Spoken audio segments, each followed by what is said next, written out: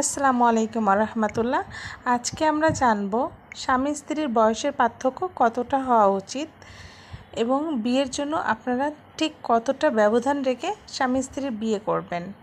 বিয়ের জন্য বয়সের নারী পুরুষের ব্যবধান অনেক বেশি গুরুত্ব দেওয়া হয়। অনেকের ক্ষেত্রে 2 বছরের ব্যবধান সম্পর্ক মধুর হয়, আবার অনেকের তা 10 বছরেরও হয়। বেশিরভাগ নারীর পছন্দ তার জীবনসঙ্গী তার চেয়ে অল্প কয়েক বছরের বড় হোক, আবার অনেকের ক্ষেত্রে বয়সের উপযুক্ত ব্যবধান সম্পর্কে ভালো করে তোলে। আবার কয়েকজন ক্ষেত্রে তা অনেক সমস্যার কারণ হয়ে দাঁড়ায়। নারী পুরুষের জন্য বয়সের ব্যবধানটা কতটা কম হওয়া জরুরি, চলুন জেনে নেওয়া যাক। তো তার আগে যারা আমার চ্যানেলটি নতুন দেখছেন অবশ্যই সাবস্ক্রাইব করবেন এবং একটা লাইক করে পাশে থাকবেন। 3 থেকে 7 বছরের ব্যবধান।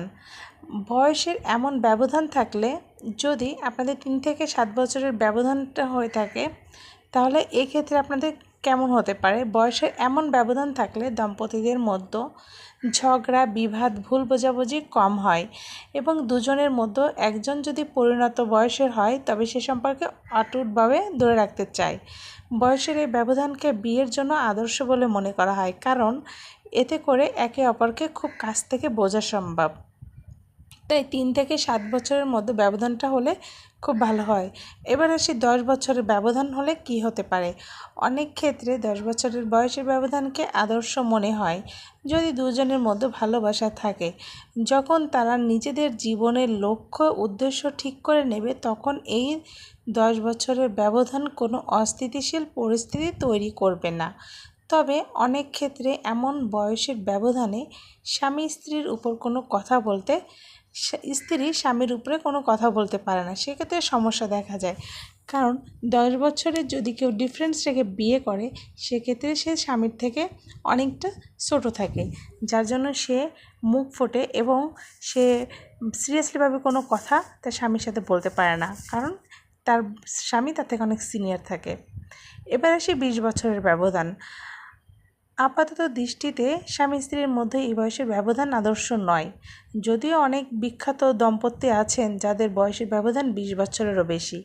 এই ব্যবধানের লক্ষ্য উচ্চাকাঙ্ক্ষা এবং মতামতের ব্যাপক পরিবর্তন হবে।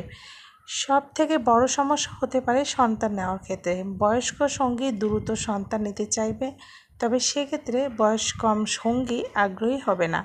তাদের চিন্তাধারার পার্থক্য বড় বাধা হয়ে দাঁড়াবে। বয়সের ব্যবধান কতটা প্রভাব ফেলে? বয়সের ব্যবধান অনেকটাই প্রভাব ফেলে, কারণ এতে মতামতে বিশাল পার্থক্য থাকে। তবে বর্তমান বিশ্বে প্রতিনিয়ত পরিবর্তিত হচ্ছে।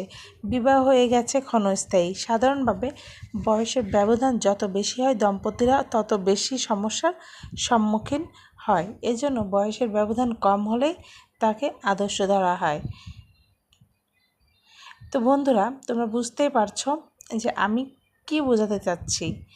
তোমাদের যদি বয়সের পার্থক্য কম হয়, তাহলে তোমাদের ভিতরে বন্ডিংটা ভালো থাকবে।